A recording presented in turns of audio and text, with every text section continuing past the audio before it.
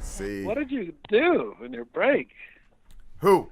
I took a piss. I took a piss That's what it sounded like. Oh, and had a God. cigarette. How are you, Steve? I'm very good. Did you piss on break? I did. Right now I am. Ah, yes, I like that. I like to get a nice arc and a swing going when I go outside. I like to arc it like a rainbow. Oh, very nice. Steve, how are you? I'm very well. How are you, gentlemen? Good, Very good. Pretty good. So who's there this evening? Just Rob and Slim. Yep. Nobody else. What happened? Was there a little trouble in the office, or? Our old intern, he goes to school for half a year now. He's branching out. He's going for like insecticide school or something.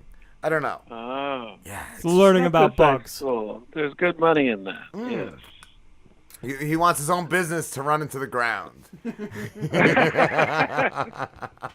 Nice. Yes. Well, how's your dad doing? Very well. My mom was yelling at him a couple weeks ago, so I was like, "Oh yeah, everything's back normal." No, yeah, he's doing really good.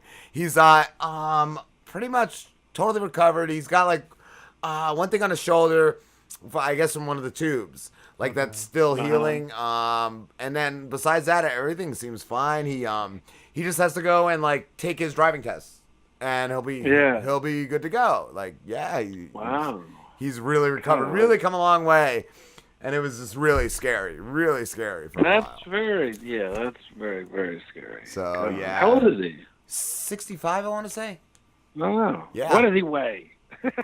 What's that? What does he weigh? What does he weigh? What does he weigh? Ooh, I don't know. That's a good question. I'll have to go weigh my dad when I get home. I'll be like, Dad, wake up. We're gonna go weigh you. So I thought this was really interesting, though. Rob said that he had to go get his driver's test again because I guess you had said that like they suggest it. They suggested, but there was a guy, they told him, that didn't get the retest and then got in an accident years later or something, or months later, and it wasn't his fault, but the guy like pretty much lost everything because he didn't retake that test. Like he got, I guess the other person's lawyer found out and then like made a scene out of it, and so like it's like they suggested, but it's if you don't and then something like that happens, you're kind of screwed. So. Oh wow. Yeah. Oh God. Yeah. Oh my God.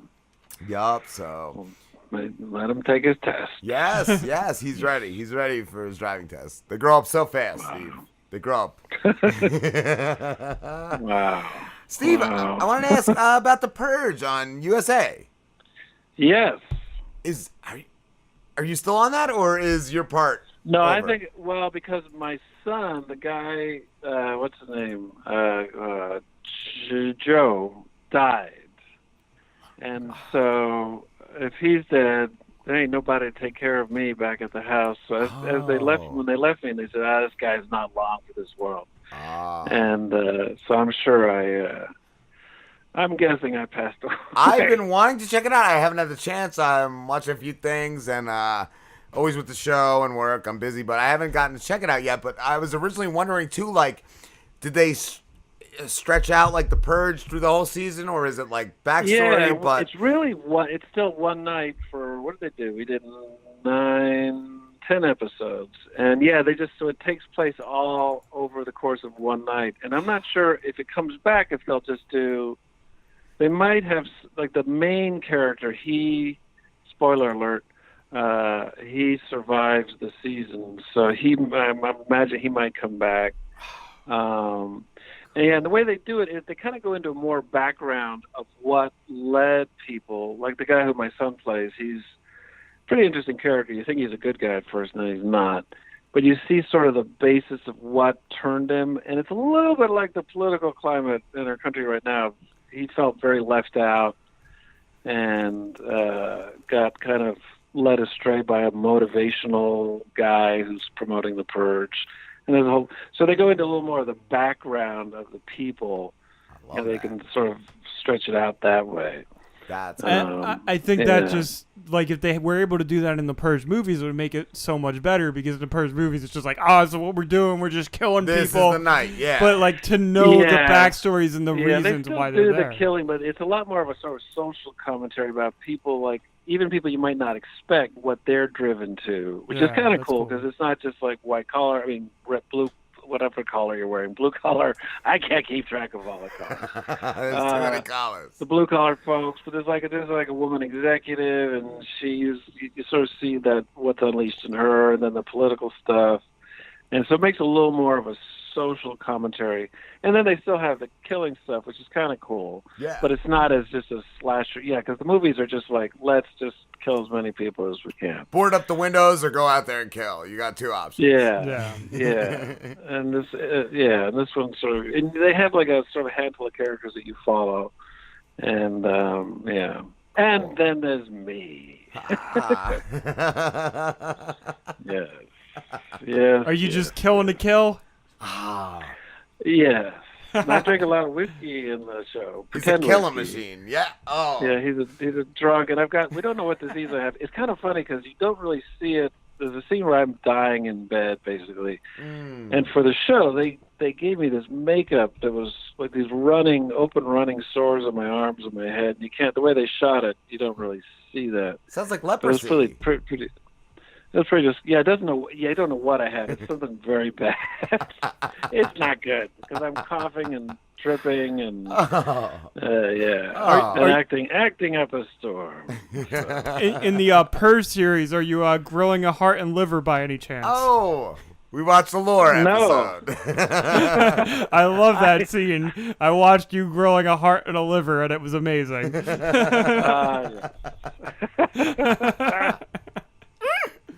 I forgot about that. We watched that before the show today, Steve. It was awesome. Awesome. I forgot all about that. That was fun. Yeah. Oh, I did. I loved it. I really, really enjoyed that part. Can I ask about this, or do you want to wait? Yeah, no. I want to know. I want to know about this, Steve, because this sounds amazing. So it's in post production right now, and you're listed as a star in a film called Bronco, and the description, I just want to say the description because I think the description is great. It says, a young man's life unravels over the course of a customer service phone call. And that's it. And it's just terrible because we shot that. I couldn't, because I saw that pop up and I was like, what is, I don't remember shooting that. And then, isn't it sad? It's just sad that I don't remember it. But I do remember shooting it. I remember having fun because a good pal of mine is the producer of it. So I can't tell you a damn thing about it. I'm not. At first I thought I wasn't in that movie. Then, I guess they have a photograph of me. So I guess I am. Oh wow. Yeah, nothing against the producers. I think it must have been at a crazy time because I don't have a. Yeah, I'm sure the producers would be glad to hear that. So, Steve, did you talk up the movie? I don't remember it. It's actually interesting you say that because I was at an anime convention last year and I saw Johnny Young Bosch, who was a voice actor and he played like the Black Power Ranger and whatever. But he was telling stories. He just goes, but no, he was telling stories of how like people will just like hand him things and they'll be like, "Oh, here, sign this game for me." And he's like, "I'm not in that." And he said one kid actually handed him a game and he's like, "No, you're in this." He's like, "No, I'm not in that." And like the kid looked it up on YouTube and showed him, and he's like, "Yeah, no, that's me. I'm in it." And he signed the game. I got the same thing though. Like somebody's like, "Oh, you said this on the show," and I was like, "Wait, I said that? Like I did not. Yeah. I did not say that. Like but yeah, no, it happens. You do so much. Scary. Yeah, I'm grateful that I guess I'm busy enough that I can forget the one or two things. Yeah. Because in the early days, you're like, you don't forget nothing. Yeah, yes. You hold on to all of that. So. Steve, I want to ask too, are you doing a movie written and directed by Charlie Day? Yeah, this was crazy. I was out in LA about 3 weeks ago. I was out there for about 3 weeks, and I was shooting 2 movies at the same time, which is insane. Wow. That never happens because I was doing. They brought the whole Conjuring universe. Mm-hmm. Which has spawned, Annabelle 1 and 2 and The Nun, and it's become this big. It's grossed over $1 billion. So they're doing an Annabelle 3, and they called and asked me. They brought me and Patrick Wilson and Vera Farmiga over from The Conjuring, because the premise is that they bring Annabelle back to the Warrens' house, and very bad things happen. So we shot that, but at the same time, right after I got that job, I got an audition for the Charlie Day movie. It's this great part, because they do a movie. He plays this guy that's kind of this vagabond. He's mute. He just wanders off a bus, and he gets onto the set of this movie being shot, and he happens to look just like the star who won't come out of his trailer, so they stick him in the scene. But I play the part I was auditioning for was this director of this movie that he's in. And it's this British director named Tony Lunton. And he's like, he's late 50s, but he dresses like he's 30, black leather jacket and jeans and necklaces and rings. But he's just had it, because he's trying to direct this guy who's never been on a movie set, and also doesn't really know how to behave in life at all. He's kind of this sort of almost a Charlie Chaplin kind of fool.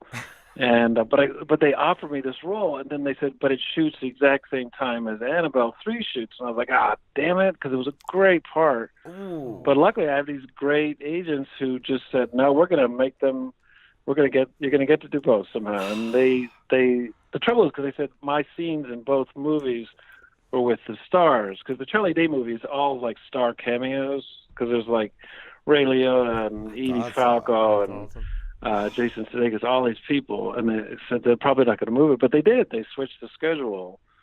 So I got to shoot both movies, and the Charlie Day movie is really funny and a whole lot of fun. I can imagine. Not funny, but it's pretty great. good. Yeah, Conjuring. I know Ryder just texted me. That's same here. Like one of the more recent horror movies. That's like one of my favorites. Same with her. Like, such a good movie. Yeah, they did, because it's one of the horror movies that crossed over to like mainstream. Like people who weren't horror fans liked it. Yeah. Wow. And, what did you say it was when we looked earlier? Slim 2015 or how long? Right, 2013. The Conjuring 2, 2013. Yes, I can't believe it's been that many years. Like it seems like it was just a few years. That's where I first met James Wan, because I just shot one little scene in that. A year later, he asked me to do Insidious 2, and then I've done all these other things for him. And and he's gone from just doing kind of almost independent little movies. Okay. To doing, Aquaman now, which is wow, that's from amazing. What I hear, it's like it's supposed to be astonishing. I said it's just great. Yes, and and he's producing Annabelle, and he did The Conjuring, Annabelle, Insidious. Was he also responsible for Paranormal Activity? That I don't think so. Okay. He produced he produces all the Conjuring stuff, all the Insidious stuff, and anything in the Conjuring universe. That Insidious he's got a bunch of other stuff now. The first Insidious I saw, I never saw after that, but I loved. So that's interesting. Now, Insidious and Conjuring, they're supposed to take place in the same universe, correct, or is it? So what's confusing is that Patrick Wilson is in both. And I get confused, too, because I kept saying, I'm going out to shoot Conjuring. I mean, Annabelle. I mean, I don't know. Yeah, well, because I see, I'm looking right now, you play Father, is it Gordon, is that in The Conjuring? Yeah, Father Gordon. And then in Insidious, you're Carl. So. Yeah, Carl. Yeah, good old Carl. And, so I slapped on the old priest's outfit again. And it was pretty fun. It was pretty fun. And I got to work with Annabelle, who is a creepy doll. Yes. Because sometimes people say, is it scary shooting a movie? It's like, no. But that doll is creepy. Robbie, see those? It really is. Yes. We talked about that before. It's just a creepy doll. Yeah. Do you get typecasted as a priest? We've talked about it before. I don't know, because I've played like 4 of them. Because I'm just like on your ID, whatever it is. IMDb, and I saw, like, we talked about it, Rob reminded me, I forget things because I'm usually drunk during this, but you were a priest you were a priest in Furious 7, and also Father Gordon. Hangman. I played 1, 2, 3, I think I played like 4 priests. Love it. And probably a reverend in there somewhere. Yeah, in Hangman, you were Rev David Green. Yes. And Reg in Walking Dead. Yes. So that's why the Charlie Day thing was fun, because that was just a departure from any. Because it's just this guy that he's just. You get the sense that he was very successful once, and now he's just hates his life, and nothing goes right. And I got to hang out with Ray Liotta a lot, which was really cool. I was going to ask that. Grew up watching all his movies, and I got to talk, because Copland is one of my favorite all-time movies. And so I got to talk to him about that. And he's exactly what you might imagine, just a very great guy, real just sort of New Jersey, and really good egg. He was pretty great, because he plays the producer of the movie that I'm directing. So he's like, my right hand. We're, partners sort of. Yes. And so I'm just sitting there I got to direct Adrian Brody and Kate Beckinsale in the movie. Wow. And it was like a dream. And Charlie Day too. Yeah. Who is probably one of the nicest human beings on the planet. I was gonna say, what's it working with him? Like, he's all over the place. Like, he's so great. Yeah. I was wondering if He's working with him was regular like that. guy. He's so great. Yeah, because he's also he's directing it and producing it, and he wrote it and he's starring in it. Yes. And he's just so relaxed and funny and kind. Because I was a little nervous, because when they hired me, I think they thought I was British, because they said, "Does he have his papers?" And I thought, oh, well, no, because I grew up in Cleveland. And so when I first met him, it was like in the hair and makeup trailer, and he came over to introduce himself, and I said, "Charlie, I grew up in Cleveland. I hope that's not a problem." And he said, no, man, it's his acting. It was great. That was great. But yeah, he's great, because he brings his wife and kids came to the set a couple of days, and all these.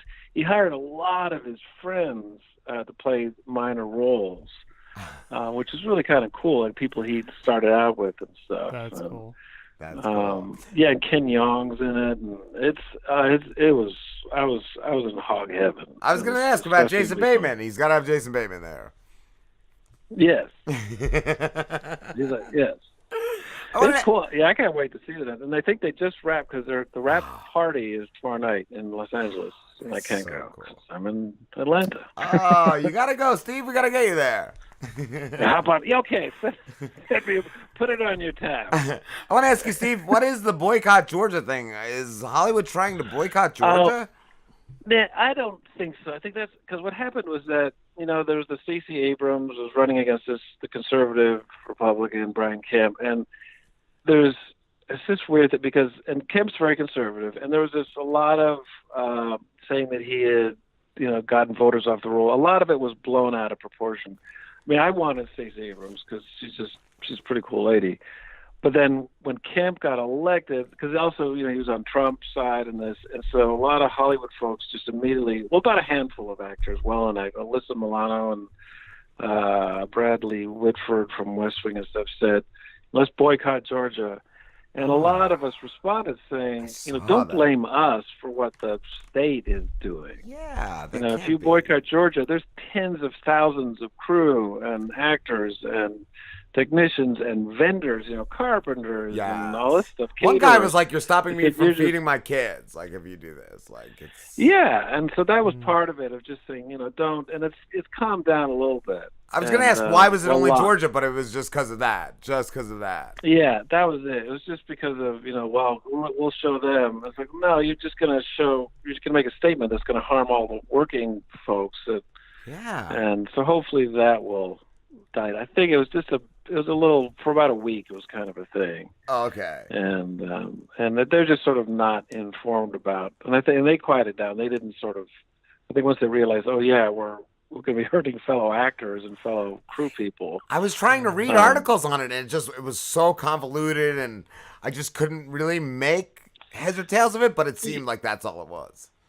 Yeah, it was just an overreaction. It's just the way, folks on the right overreact and folks on the left overreact. And both sides, I think, were like, it's like, yeah, just let it pass. It's not a big deal. And there's so much money invested. And a lot of, there's Home Depot, and a lot of people are invested in, it's a many billions of, I think they made like $8 billion for the state last year. So it's not something they want to lose. No. And but it's because it's hard though, because like some states, I think North Carolina, when they passed that transgender bathroom bill, whatever, that you have to be a man or a woman and nothing in between to use the bathroom, been a lot of, Springsteen pulled out of a concert and NBA playoffs pulled out. So if they pull something like that, like a religious liberty bill, then you might see folks like Disney and Netflix pull up stakes. I think Which it's because there's like 40, 50 things shooting here at any one time. I think it's creepier to be in a male restroom with someone that looks like a lady. Like it's creepier that way. Like, I will go to the bathroom with anybody. People know that about me. People say that's kind of what I'm known for. Actually, that got me because it was my start. It was my big start. Yeah, this is kind of my That's my reputation. I don't care. It's like I got it on my business card. Well, what have you guys been up to? Just doing the show. Season 5, right? Yeah. Yeah. Yep. Like 5th year in, it's like sometimes it's like wow. Yeah. I always said I was gonna quit season 5. That's what he announced last year, Steve. That this was his last season. Yeah, Steve. five So I was years, thinking like 5. Rob and Steve next year, or I don't know. What we're gonna do? When did you guys start? 2014. Wow. We've been before The Conjuring. Yeah. Yeah. No, we were a year after The Conjuring. Oh, okay. But we did a show. We did a show a year earlier with his cousin, and then I'm like, bro, your cousin is kind of a dud, and Slim's like, I just fired him. I was like, Wow. we gotta work out some of your phone cousins, call. Slim, and he's like, I just fired him. I was like, wow, Slim, that's great. Wow. I've done that throughout the years. Well, you're doing pretty well now. Yeah, we're doing okay for ourselves. We're doing good, but still not where we'd like to be, but doing good. And just the fact that like we've met people like you, Steve. Yep. Just I was telling someone before the show. What a joy! Oh, it is joyous. But just the fact like that you come back and like just the private messages off the show, everything's cool. It's so cool. And Yeah, it's fun. not to like brush your ego Yeah. or anything, Steve, but Oh, you're yeah, go ahead. great. No, that'd be you're good. you're a great actor. Like we were watching the episode of Laura, and I'm like, the best thing about this is Steve. I said the same thing. I'm like, just skip to Steve. I want to see Steve. Like, it was Steve a little was rough amazing. before that, but then I was like, fuck yeah, I'm all in. All in. I want to ask too, Steve, are you keeping up on The Walking Dead? I haven't seen it since Rick went off in the helicopter. Okay, yeah, that was amazing. Yeah, I haven't seen the time jump thing they did. I heard about it, but I have to catch up to that. But It's yeah, been cool. Well, it got me a little mad. They made this big build up of goodbye, and then that same night they announced that there's going to be some movies with him. I know. I just want to And I ask was like, yeah. what you felt about Alexandria. Like, I love that it's still standing. Yeah. I think it's fantastic the way they still have Alexandria. Yes, I'm very glad. So I have to confess something to you, Steve. So I brag to people that I talked to superstar Steve Coulter, and they're like, "Well, who's Steve Coulter?" And I'm like, "Well, he played Douglas Monroe in Walking Dead." Reg Monroe. So Jesus Christ. I've gotten it wrong since we've known you. I had a guy I just met the other day, and I was telling him about the show, and I was like, yeah, we have some Walking Dead people, and we have some other people, and he goes, who have you talked to in Walking Dead? I was like, oh, the one guy who was in charge of Alexandria, and he knew exactly who you were. He said the guy that got cut. Like, Yeah. got his neck cut, and I was like, yes, he's awesome, yeah, so You should be the one talking about it. Yeah, no, I'm just giving the wrong character. Like, yeah, he played Douglas Monroe, or was supposed to. I mean, that's. He played Larry Monroe. Larry. Yeah. You should be my publicist. People just think you're a And this zombie is- somewhere. This is why it's Slim's last year, Steve. You've uncovered it. My God. Yes. Oh, Jesus Christ. Wow. Oh, Steve, I hope you talk to us again. I think this is it. Oh no! 'Cause there was no I take part it of the back, whole Steve. Community service thing, and I think I've fulfilled my the week. This is the end of I think community that- service. Yeah, I think I've fulfilled the obligation, so I'm free now. I've just come still up have with to the wear name of thing this for interview. The name of this interview is Community Service with Steve Coulter. Who Yeah, played Douglas? community service with Steve. Steve Douglas in The Walking Dead. Yeah, I had a choice of picking up garbage or talking to you guys. So I Talking to thought, these well, guys. I'll talk to them every couple of months. Oh yeah. Yeah. Jeez. All right, Steve, we have to wrap this up, but as always, it's been a great time talking to you. Yes, I enjoy talking to you fellas. Every And time. take care of your father. Yes. Yes. Yes. Yes. Where can everybody find you? Where can you find me? Well, no one's hardly. There's a new movie out. It's actually a really good movie. Not because I'm in the damn thing. Jason Reitman, who did Juno and all that, he has a movie called The Front Runner, which is really good. It's about Gary Hart. It's really kind of a political thriller. It's really cool. And I play the this guy named Bob Kaiser, who's the editor of the managing editor of the Washington Post. It's cool. It's worth seeing. Cool. It's in theaters, but it's also DVD, and see that. And I'm going to the store tomorrow if anyone wants to see me there. Ooh, What yes. store? So yeah. I'm doing a series with Patricia Arquette, which is really cool. It's going to be on Hulu next year, I guess. We're on the 7th episode now, or 5th. Yes. Awesome. And then I'm going to go skiing. All right. Were you skiing? in Colorado. Ooh. It sounds like I've never done this before. It's not like, the Hollywood elite, that's what we do. We go to Colorado. My girlfriend for my birthday got me, I gave her for Christmas, I don't know, for her birthday I gave her something. This is a good story, isn't it? We're going to go skiing in Colorado, so I can't wait. It's going to be fun. Hopefully I don't die. I know. Don't do the Sonny Bono thing. Send us selfies while you're skiing. Yes, I will send you selfies. I will. I actually will. That's awesome. I can't wait. Put it on your fridge. I will. I'll make magnets. There's Uncle Steve. He's the one that sends the checks. He pays for everything. All right, Steve. We love you, brother. Well, take care. Take care, my friend. You too. We'll talk I'll talk to you soon. All right.